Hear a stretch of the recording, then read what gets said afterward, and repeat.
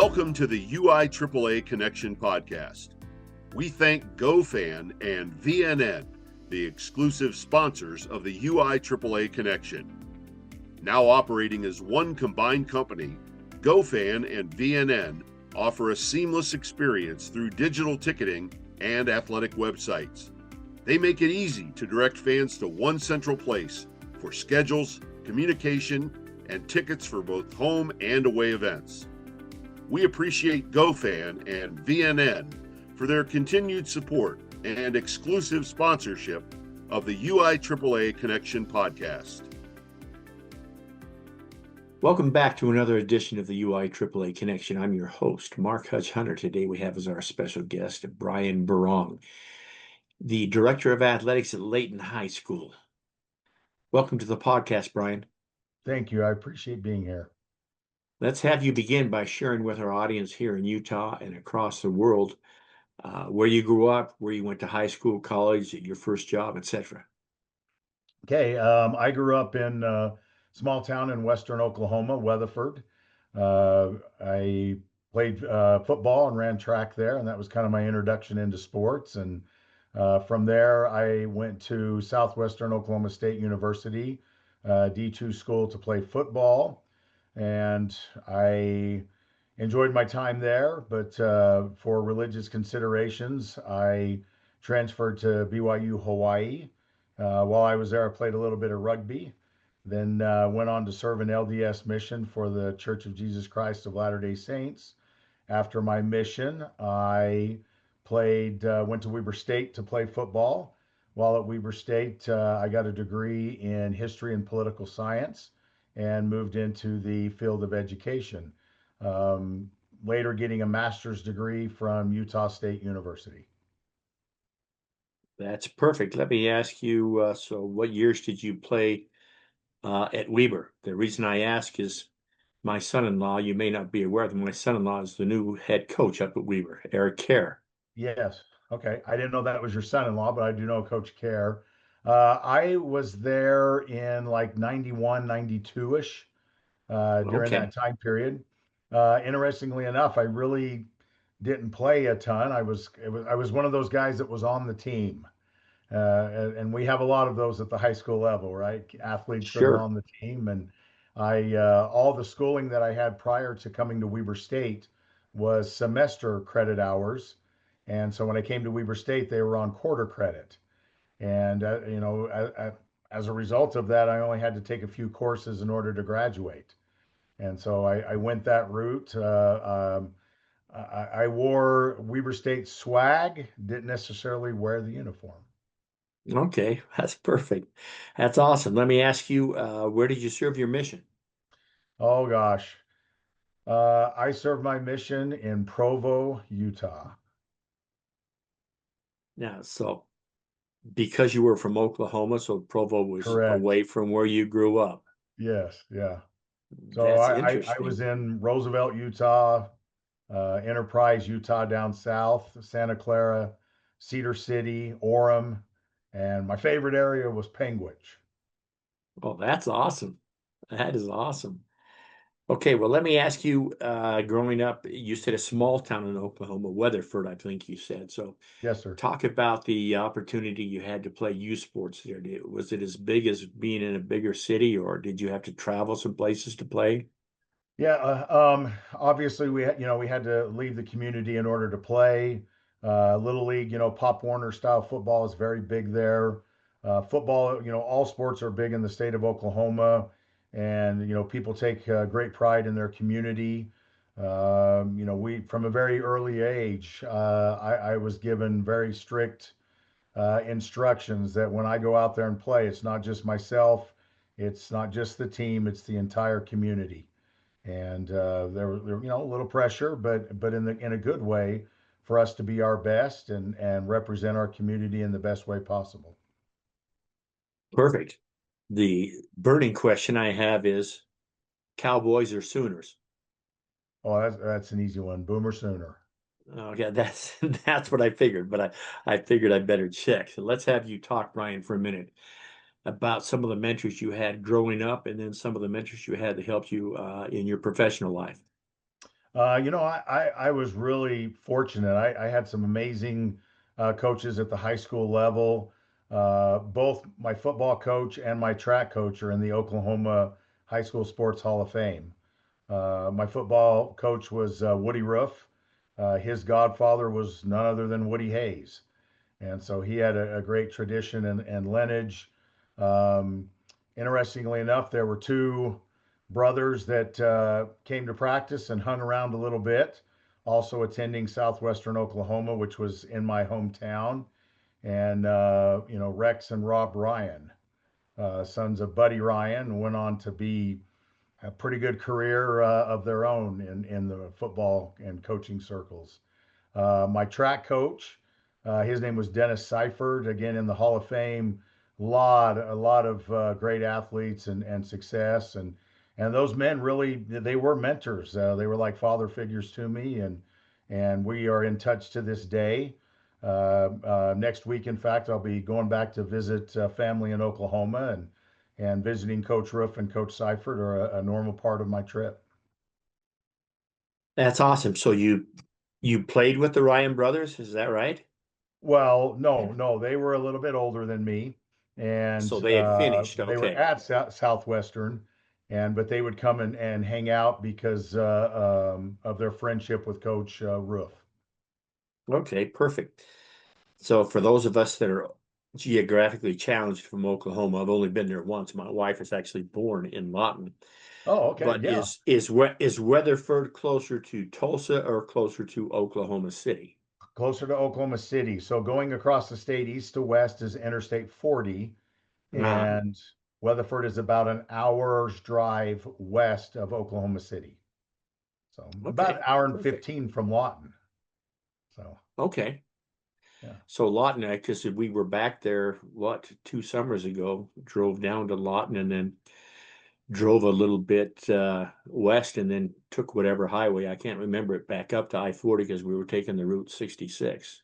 Yeah. Oh yeah. Yeah. Route Oh, 66 went right through my hometown. You might have been to Weatherford and just don't know it. oh, that's fascinating. All right, thanks for sharing that.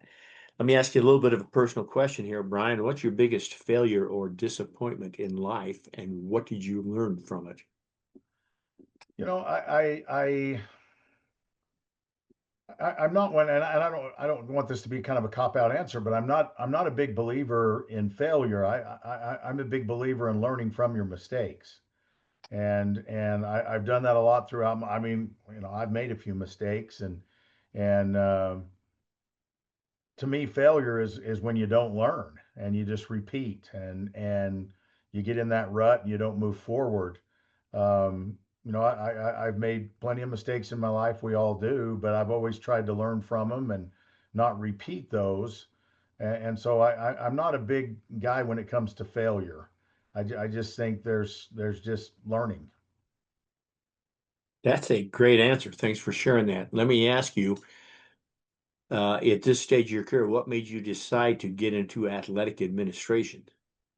I had a great opportunity coaching. I had some real unique experiences, both with fellow coaches and with athletes, and I've had some good successes along the way. And as a part of that, I really enjoy coaching football. I was a part of that. Really enjoy coaching track, and was a part of that. But the thing that appealed to me about being an athletic director, I wouldn't be a great volleyball coach. I wouldn't be a Hmm. great basketball coach. I just don't have the background. But as an athletic director, I can be involved in those sports, and I can support the coaches who are knowledgeable when it comes to those sports, who do have the skills and the history and the ability to teach that to young people and help them get better. And so as an athletic director, the thing that appeals to me is I can broaden my influence, I can broaden my ability to help others, but still relying upon the experts within those individual sports. Perfect. Now, let me ask you so I get my mind straight and my history straight. Uh, I think Brad Hawkins was there for years and years and years, but I think there was another AD there before you for a couple of So years. Rob Riesbeck was just before me. Okay, sure, sure. Yeah. So talk about because I knew Brad obviously back when I was at Jordan and for a long time. Is his shadow still there at Layton? And another question, Paul Smith, who was the principal there for, oh my goodness, I think he may have been the principal there when Layton first opened. Like when I was in high school, uh, and I think I was a junior playing football, and that was Layton's first year, and so that's way back in like 68, 69. So talk Yeah. about those two great people that with the Layton heritage.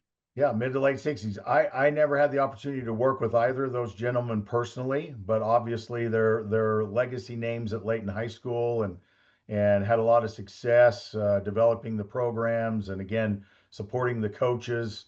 In Layton's history, we've had some really good coaches that have mentored and helped the athletes there to win some state titles and region titles and go on to next level opportunities and so, yeah, those are I use the again in Oklahoma, we use the phrase legacy names. Those are some legacy Mm, names at Layton High School.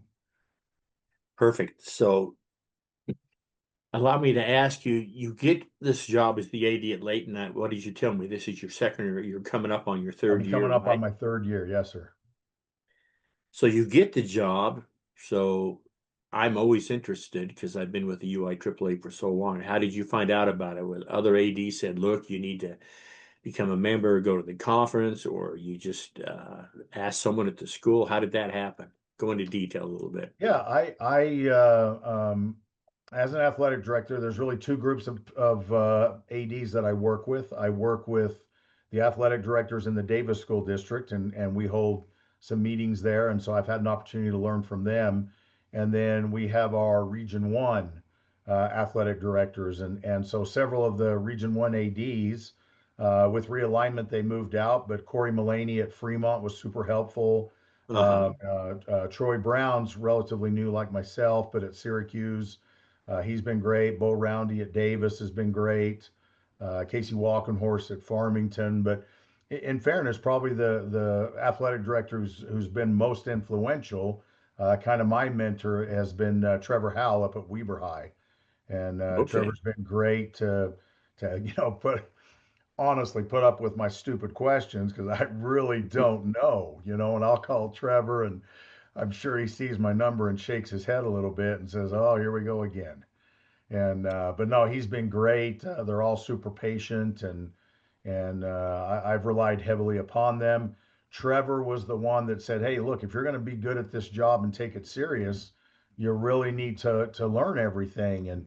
And so with his direction, I joined the organization, and then I've been signing up and working for some classes. I actually was planning on coming down to the state conference and convention and as you know, I've got another Right. full-time job, and that prevented me from being able to be there. Duty called it there, and so that was kind of a disappointment. But I'm excited for opportunities to learn and grow. I mean, that's what we do. Those are some great ADs. I think I've had, well, I'm sure that I've had Bo on the podcast. I'm pretty sure I've had Trevor on the podcast. What about Boog down at Bountiful? Has he been able to Oh help you yeah. out? Well, yeah, we had the Davis School District recently had a training. Of course, he's retiring, and Right. one of the training sessions, Coach Stringfellow, he was running that session, and one of the powerful things he said, because I've really, I mean, I'm an all-in kind of guy. I'm going to give everything that I have to anything that I'm a part of, and kind of some of his sage wisdom. He just laid it out there. He's like, there's just so much to this job. You have to dedicate yourself and make time for yourself, for your family, to give you that, it's the personal time that you're given that allows you to reboot and to re-energize.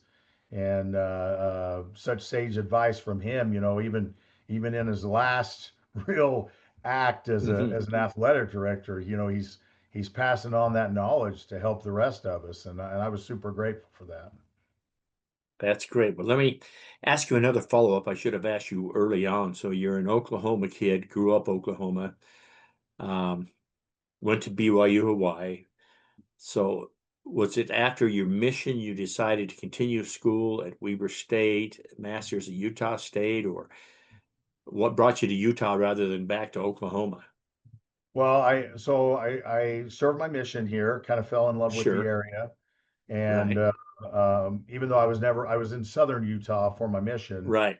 Hmm. but just I talked, Coach Arslanian had been in contact with me, and that was really the connection. And then, of course, like a lot of us, I met my wife. She's a native of Utah, and Okay, it was pretty well established that, yeah, I'll marry you, dude. But we're living in Utah.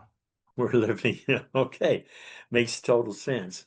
Let me ask you this question, Brian, and I realize you're a newer AD, but just in the 2 years that you've been in this job, have you seen lots of changes in it, or is it pretty much the same? Or as a lot of ADs tell me, every year you're in it, they just keep adding more stuff to you. I'll turn it over to Yeah, you. yeah, definitely. I feel like, I feel like it's an ever evolving career. Something changes at the professional level, it changes at the collegiate level. Something changes at the collegiate level, it trickles down to the high school level. And there's so much um, energy involved in athletic endeavors across the board, male, female. It's not even a gender. It's across the board. There's so much energy and so much stuff that's going on these days in sports and extracurricular activities that you have this broad base of people that are involved in participating. And so you have a broader base of ideas, a broader base of how things should be done, how things should operate. And to be honest, I feel like the Utah Activities High School Activities Association, I mean, they're being bombarded every day with these different ideas on how stuff should be done, how it should operate. We should have this role, we should have that role. Athletes should be allowed A, no, they should be allowed B. And as a result of that, it's just ever changing. And I mean, I have pressure as an athletic director to keep up on stuff coming from, my principal, stuff coming from my school district, stuff coming from my region board of directors, stuff coming from the activities association, and each of those groups, I mean, they're just trying to do their best to navigate all of the demands and pressures that are being put on them. So I feel like changes are almost daily coming at us because each day they're trying to navigate and solve. And then of course it comes to us. This is how we want you to handle these situations.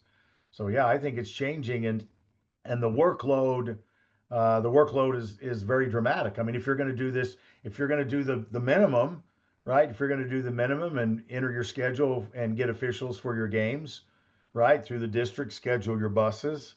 I mean, there's some of the minimal type things, right? Make sure kids are good and registered and activate and cleared to, for athletic eligibility. I mean, to me, those are the bare minimums, and then it just balloons from there. All the Absolutely. different things. And I imagine for principals, it's tough on them. They have too many things that they're being asked to do. And sometimes when it comes to some of the sports or some of those activities, it's like, look, I'm going to trust my AD. And that sounds good and that feels good, but really what it says is, hey, I'm going to have my AD do it. And it just No, takes and something off my plate. I think you're exactly right. And I think we're so much better at it in Utah than we were 10, 15 years ago. Even back to when I was still employed back in 2013. But the ADs that shine are the ones that the principal, they have that relationship with the principal, and the principal Yeah. understands because the principal's job is unforgiving. And a principal that can find a good AD is worth their weight in gold. So I would agree with that statement 100%. And I've been blessed the last, and this will be an interesting thing for me that I'm sure I'll be reaching out to the other Region 180s, getting their help. But my first 2 years, I had Brock Jackman as my principal there at Layton, and the Davis District likes to rotate their principals, and so this year, Corby Eason, former BYU football player. He's going to be my principal moving forward, and so I'll have to learn to navigate that relationship and, build trust and all those types of things all over again. That's awesome. Let me ask you another question I should have asked you earlier, because what I really like about coaching against the Layton teams up at Layton is all the pine trees that they have around the stadium. But I haven't been up there for a couple years. Someone told me they took those down. Is that true? Well, a couple of years ago, there was that Blythe disease type, plant tree disease that came through. Hmm. And moving from the south, moving from the north, just one at a time, we lost a tree. We lost a tree. We lost a tree. So we actually still have the pines. They do extend just to the north and just to the south of our visiting bleachers. Well, So because that was such a great setting with those yeah, because well, I had talked with this because I knew Paul quite well from the years he was on the executive committee. He explained to me 20 years ago or longer that he planted those back when Layton was just starting out, and of course, yes, then I can't. I mean, I can't even count on both fingers or both hands the amount of times we've played up there. But the stadium is just so, with those trees, I just don't know that there's another stadium like it. But you still have some of them then, correct? yes, yep, yep. Just That's just good to enough know. to encompass the visiting team. The visiting fans get to enjoy it. Okay, so tell me this. Share with our audience one common myth about athletic administration that you would like to debunk. Um, I have to be careful with this answer, but the myth would be that it's fun. It actually is really fun, but sometimes when people hear that it's fun, they imply that it's also easy. And Uh, there's nothing easy about being an athletic director, but and yes, it's fun. It's fun to see your athletes be successful. It's fun to see your coaches have smiles on their faces because of the athlete's success. It's fun to have the fans, packed in the stands and cheering and that sense of community. All that's fun. When the parents come in, it's not always fun. When it comes time to, pay for equipment or facilities and things, it's not always, again, fun. And so there's a real fine line in the sand from when it becomes fun and when it becomes work. And so I don't know if that's a good answer, but um, yeah, a lot of people, when they hear that I'm an athletic director, they're like, oh gosh, that's got to be so much fun. And I think they envision me standing on the sideline having a really nice seat at a football game on a Friday night, and that's the extent of the work.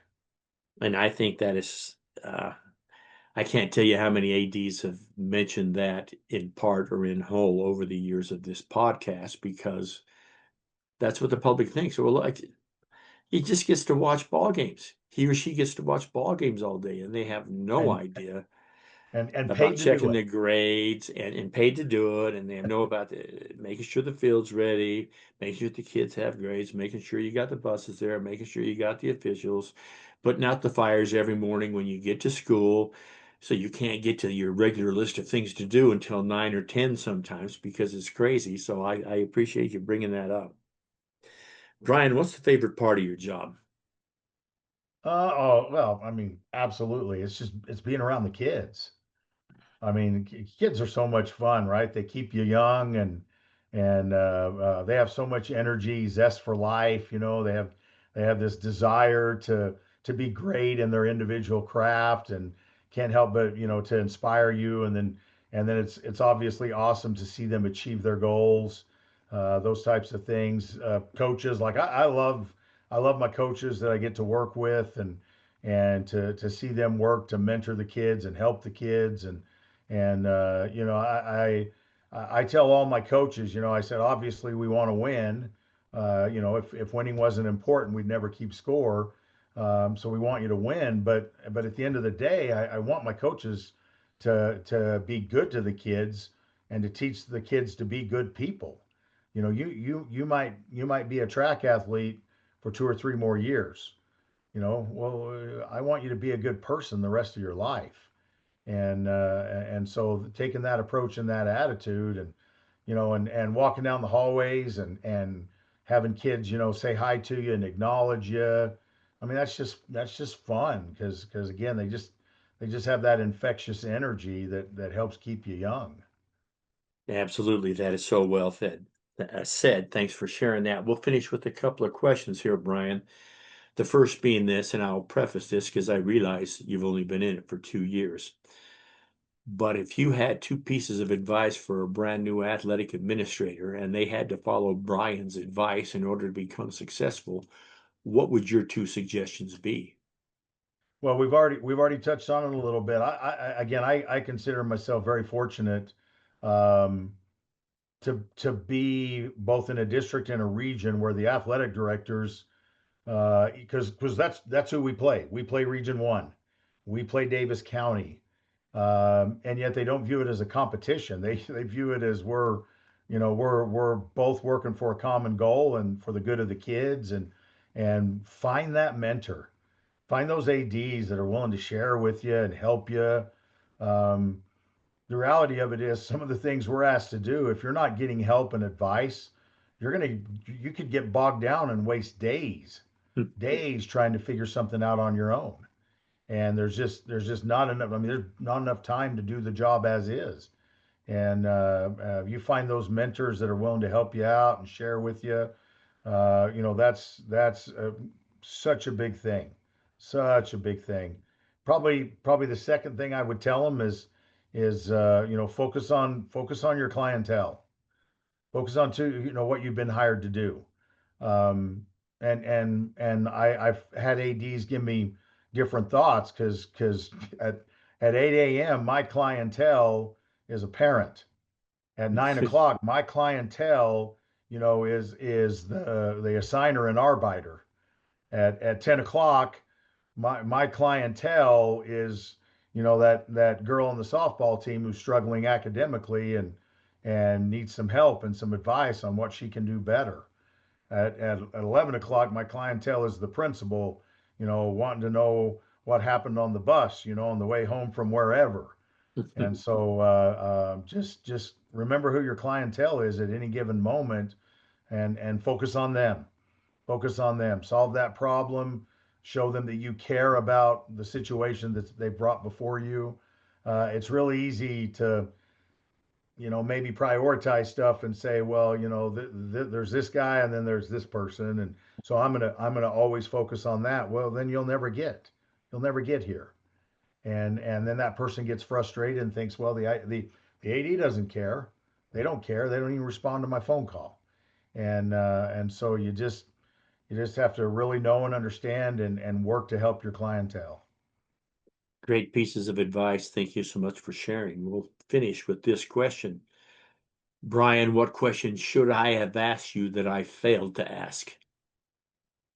Well, I really can't think of anything. This is my first opportunity to do something like this, so I'm grateful to be given the opportunity. I don't know. You could have asked what happened to my hair. I don't know. Okay, what happened to your hair? Because I have some, I but it's gray now. I became an AD and got stressed, and so it all went away. Ah, that's I like that. I like that. On that note, that wraps up this edition for the UI AAA Connection.